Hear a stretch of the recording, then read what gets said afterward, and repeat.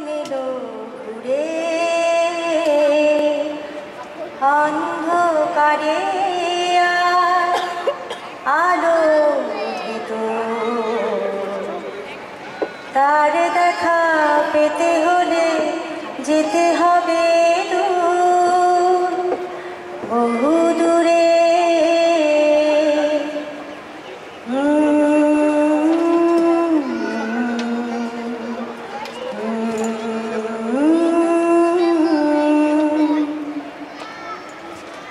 আমাদের আড্ডাগুলো যেমন হয়, হ্যাঁ, একটু গান, কবিতা, বাচ্চা কাচ্চাদের স্কুল। খাবারের কথা ভুলে গেলে চলবে? মজার মজার খাবার না হলে আড্ডা হয় নাকি বাঙালিদের? আসলেই তা হয় না। খাওয়া দাওয়া ছাড়া আবার কিসের আড্ডা? আমি টুকটাক লেখালেখি করি, সেই সূত্রে সিডনি প্রবাসী কবি লেখকদের সাথে আমারও একটা আড্ডা আছে, প্রায় মিলিত হই। ঠিক এরকম এই আড্ডায় একদিন আমার এক কবি বন্ধুকে জিজ্ঞেস করলাম, এই তুমি তো ভালোই লিখছো, তো ছাপাচ্ছ না কেন? ভাই আপনি খেপেছেন? মারবেন নাকি? আমি বেশ অবাক হয়ে তার কাছে জানতে চাইলাম, ছাপালে ক্ষতি কি? লিখিত মনের আনন্দে ভাই, ছাপাতে গেলে কত ধরনের বিপদ, আর যদি ছাপা হয় তাহলে তো 10 গুণ বিপদ। সেটা আবার কি রকম? ছাপাতে গেলে ছাপাতে হবে জলে, কবি ধর্মের নবীন নামসূত্র, ভিড়তেই হবে সিন্ডিকেটের দলে, কারণ স্বকীয়তা নিয়ম বিরুদ্ধ। আর ছাপা হলে একবার যদি লাগে গায়ে কবি অপবাদ, বাংলায় কবি মানে জিন্দেগি বরবাদ। যা বলেছেন। এত লোকে তবে কেন লিখছে, ওয়ালে বা কাগজেও ছাপছে? ক্ষতিকর, তবুও তো ধূমপাই ধোয়া জানতে নেই। কবিরাও কবিতা লেখেন ওই নেশার কারণে। বুঝেছি, সবই আসলে কবিদের অভিমান। আর অভিমান হবেই না কেন? মনে আছে একবার শতাব্দীর শ্রেষ্ঠ বাঙালিদের তালিকা করেছিল বিবিসি, সম্ভবত 10 বছর হয়ে গেল। হ্যাঁ ঠিক তাই, বছর 10 আগে। সেখানে প্রথম 3 জনের 2 জনই ছিলেন কবি। দ্বিমত করছি, আমার তো মনে হয় 3 জনই ছিলেন কবি। প্রথমে ছিলেন বঙ্গবন্ধু, হ্যাঁ তিনি তো রাজনৈতিক কবি নিঃসন্দেহে। রবীন্দ্রনাথ, আর 3য় জন নিশ্চয়ই কাজী নজরুল ইসলাম, নিঃসন্দেহে। চিন্তা করা যায়, বিবিসি কর্তৃক স্বীকৃত শতাব্দীর শ্রেষ্ঠ বাঙালি কিনা 3 জন কবি, আর আমাদের বাস্তব জীবনে সমাজে কবিরা নাকি ভীষণ অপেক্ষিত, তাই না? তাদের কোনো গুরুত্বই নাই। এখনই কি বাংলাদেশে এমন মেয়ের বাবা খুঁজে পাওয়া যাবে যিনি জেনে শুনে কোনো কবি ছেলের কাছে তার মেয়ে বিয়ে দিবেন? তবু ভাগ্য বলতে হবে যে বাংলাদেশের মেয়েরা অন্তত যখন তারা কম বয়সের থাকেন বাবাদের মতো এতটা হিসেবি বা ভীতু হন না। যদি হতেন কবি বেচারাদের বংশলোপ পেত আমার মনে হয়। নিঃসন্দেহে, কারণ কবিদের বিয়েই হতো না, বংশ তো বিলোপ পেতই। দেশে কবিদের অবস্থা তো বললাম, প্রবাসে কবিদের অবস্থা রীতিমতো বিরল প্রজাতি, অস্তিত্ব সংকটের মুখে। কিন্তু তারপরেও এই বিরুদ্ধ স্রোত ঠেলে এই দূর পরবাসে ঘন্টা ডলারের জীবনে থেকেও কবিরা কিন্তু বাংলা সাহিত্যের মূল স্রোতে নিজেদের আসন পাকাপোক্ত করে নিচ্ছেন। ইতিমধ্যেই বেশ কয়েকজন প্রবাসী কবি লেখক বিভিন্ন স্বীকৃত এবং মানসম্মত পুরস্কারে ভূষিত হয়েছেন। আমরা সেই সব কবিদের এবং লেখকদের মধ্য থেকে কয়েকজন কবিদের এবং লেখকের লেখা নিয়ে আজকে আপনাদের সামনে উপস্থাপন করছি। আসুন শুরু করি। আমাদের প্রিয় কবি একজন, আমাদের কবি বন্ধু, যিনি লন্ডনে প্রবাসী দীর্ঘদিন ধরে, কবি বংশের কবি হিসেবে তার খ্যাতি ছড়িয়ে পড়েছে, নানা ধরনের পুরস্কার পেয়েছেন ইতিমধ্যেই, সেই মুজিব ইরমের কবিতা নিয়ে। কবি দিলওয়ার ও বাংলা একাডেমির তরুণ লেখক প্রকল্প সহ নানা পুরস্কারে ভূষিত হয়েছেন কবি মুজিব। আজকে তার বৈদেশিক কবিতা থেকে আমি কিছু অংশ পাঠ করছি।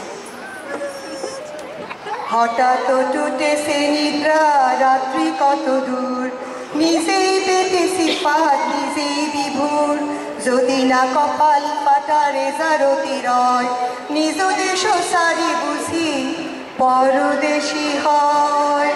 হায়রে পরবাসী পরবাসী যাইতে তনু মন অমলায় ভুলিস পথ কহে গুরুজন এমত বংশের লোক ডেকে কহে ওরে যা ফিরি অকাল তুই যারে ফিরি ঘরে আমি কি ফিরিব আর পথ নাহি আর উজাইয়ার মাস আমি বসেছি আপন ক্ষণে ধরেছি মায়া বিদেশ ভ্রমণ পয়ার প্রবন্ধ পরে মুজিবই রমণ।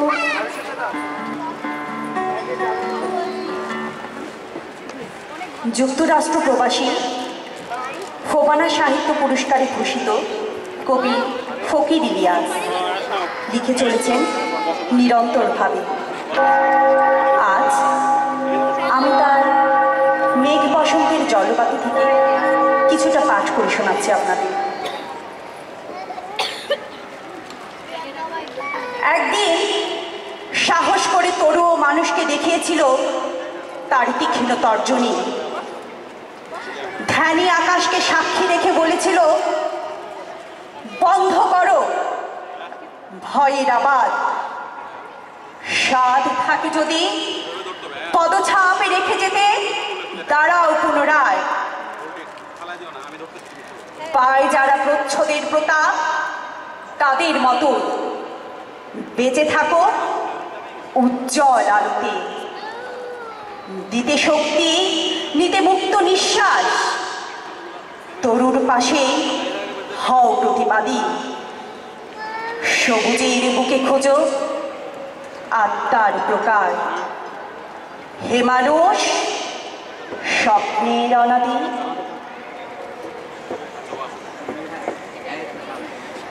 সিডনি প্রবাসী কবি অনুবাদক সুব্রত অগাস্টিন গোমেজ। ব্যক্তি সুব্রত নিভৃতচারী মানুষ, কিন্তু কবিতার দুনিয়ায় ভীষণ সরব। 1995 থেকে সিডনিতে, হয়তো আজকের এই মেলায় উপস্থিত আছেন। যেখানেই থাকুন এই পরিযায়ী আড্ডার শুভেচ্ছা গ্রহণ করুন। পূর্ণ সে পূর্ণ এ পূর্ণ হতে পূর্ণদয়, পূর্ণ থেকে পূর্ণ গেলে পূর্ণ অবশিষ্ট রয়। কোথায় যেন একটা প্রার্থনার ভঙ্গি রয়েছে, তাই না? এটি ইস্যু উপনিষদ থেকে অনুবাদ করা। এর অংশটির নাম হচ্ছে শান্তিপাঠ, অবশ্যই সুব্রতর অনুবাদ। কি অসাধারণ! সিডনি প্রবাসী আরেক কবি গীতিকার মুক্তালা রামান। আপনি মেলায় আছেন কি? আপনাকেও আমাদের এই পরিযায়ী আড্ডার পক্ষ থেকে শুভেচ্ছা। আমি মুক্তালার পলক তুমি গানটির মুখটা গাইছি। পলক তুমি পলক ফেলো না, অপলক তাকে দেখতে চাই।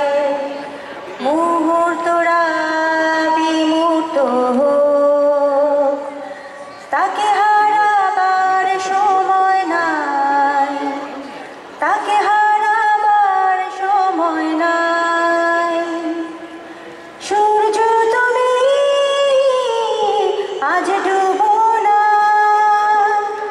অন্য গ্রহে আধার যায়। চোখটা আমার মনটা ভরে তাকে শুধু দেখে যায়। পলক তুমি পলক ফেলো না, অপলক তাকে দেখতে চাই। মুহূর্তরা বিমূর্ত হোক, তাকে হারাবার সময় নাই, তাকে হারাবার সময় নাই। ইটালি প্রবাসী মজনু শাহ। ভাষার সন্ধ্যা।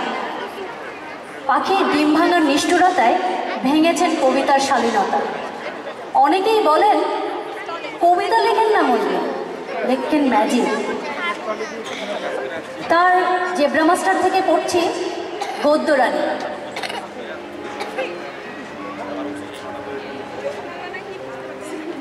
ঘুমের ভেতরে কেউ এসে বলে, গদ্যরানীর পাশে শুয়ে আছো ইডিয়ট।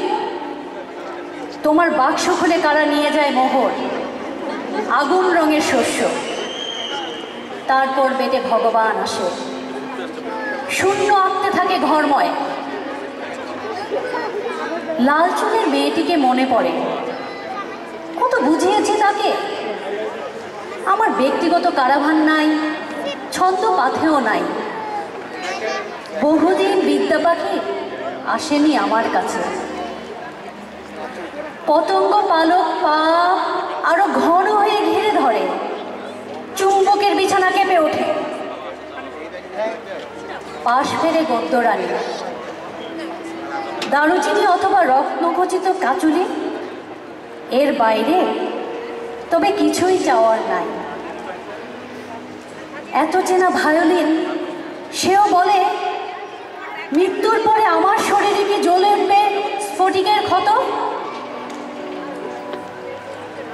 চিঠি ভর্তি ড্রয়ারগুলো খুলে দেখি হিতাকাঙ্ক্ষী সাপের অসংখ্য ডিম। শ্লোক রচয়িতার যত নির্দেশ, কি তাদের রং। বেটে ভগবান প্রাণ ভরে শূন্য দিয়েছ, বিনিময়ে ফের যেন চেও না গোপন গানের বাক্স। এবার এই তাম্র মুদ্রা নিয়ে শান্ত থাকো। 80 দশকের সারা জাগানো কবি মাসুদ খান। খান হলেন আমাদের কবিতার সমতলে হঠাৎ লোগান পর্বত, বেঢপ উত্থান। খানের বিখ্যাত কবিতা দমকল থেকে পড়ছে।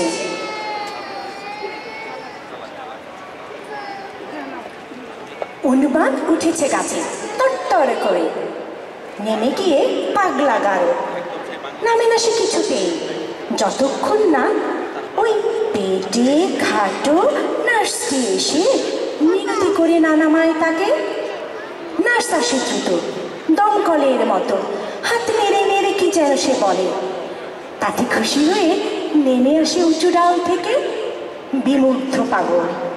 ঝোলের আনন্দ সহ যেমন কই মাছ নেমে আসে পাতে, কাঙ্ক টেনে টেনে ক্রমিক সংখ্যার মতো সহজ স্বাচ্ছন্দ্যে। ঝিলমিলি করে বয়ে যায় সেবিকার বোধে পাগলের বিকল বিবেক। আমাদের এই শহরেও আছেন আরও একজন সাক্ষাৎ নয়ন, কথাসাহিত্যিক নয়ন। মাঝে মাঝে আমাদেরকে চমকে দেন কবিতা লিখে, তেমনি একটি কণ্ঠতলায় আছেন। শুনলাম তোমার বাবা নরকে বেশ কষ্টেই আছেন। একটু অবাক হয়নি, তোমার সেই বদ খালাতো ভাইটাকেও দেখলাম। ফেরেশতারা তাকে টেনে হিসড়ে একটা ভয়ঙ্কর নরকের দিকে নিয়ে যাচ্ছিল। আমার বেশ ভালো লেগেছে। ঈশ্বরের কাছে তোমার কথা জানতে চেয়েছিলাম। তিনি বললেন নরকেই আছে। জানতে চাইলাম কেন? তিনি বললেন তুমি নাকি অনেক ছেলেকে ভুগিয়েছিলে। তোমার জন্য ঈশ্বরের কাছে ক্ষমা চাইলাম এবং বললাম তোমাকে আর যেতে দিব না। হুরপরীদের প্রেমহীন সঙ্গ আমার আর ভালো লাগে না। ওরা কি তোমার চেয়ে রূপবতী বলো? না, কেবল জাদু বাস্তবতা, নস্টালজিয়া বা আত্মমগ্নতার গানই নয়। কবির কলমের খোঁচায় খসে পড়ে সমাজের মুখোশ। হাত জোর করে নত যেন হয় নাগরিক বোধ। রাজন নন্দী আমরা প্রতিদিন আমাদের ধর্ষিত হতে দেখি, তেমনই একটি শিল্পমাতাল জ্বালাদা।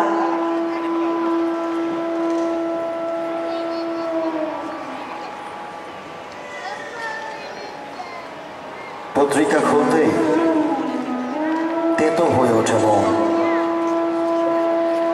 পাতায় পাতায় ধর্ষণ, মর্মবন্ত খুন, প্রতিটি ভোরেই আমরা ধর্ষিত হই বারবার। কারণ বাংলাদেশে নারীরা কেবল ক্ষমতার হাতিয়ার ধর্ষণ খুন। বাংলাদেশে পুরুষরা নগ্নশীর্ষ। এসিডের কৌটার চেয়েও তাই কম দামি সাবেক প্রেমিকার শরীর। ছাত্রীর উপরে শিক্ষকের এক্সপেরিমেন্ট, হয় তাজা খবর। এই সারা দেশটা কি হবে শেষমেশ ধর্ষকের আবাস? মালিক ধর্ষণ করছে শ্রমিককে, সার ডিলাররা কৃষককে, ধর্মকে ধার্মিক, মানবতাকে মৌলবাদের দোররা। অশ্লীল উচ্চারণ ধর্ষণ করছে মৌলিক ব্যাকরণকে, জনগণকে গণতন্ত্র। সামরিক বুকের তলায় ধর্ষিত হয় সিভিল যা কিছু। আর পুলিশ তো ধর্ষণের বৈধ ইজারাদার। কার্তিকের কুকুরের মতো সব দুপের রেপিস্ট, দাঁতে নখে ওত পেতে আছে। বেজন্মায় বেজন্মায় ভরে যাচ্ছে দেশটা। সব শালা ধর্ষকদের খোঁজা করে দিতে হবে আজ, শেষ করে দিতে হবে সব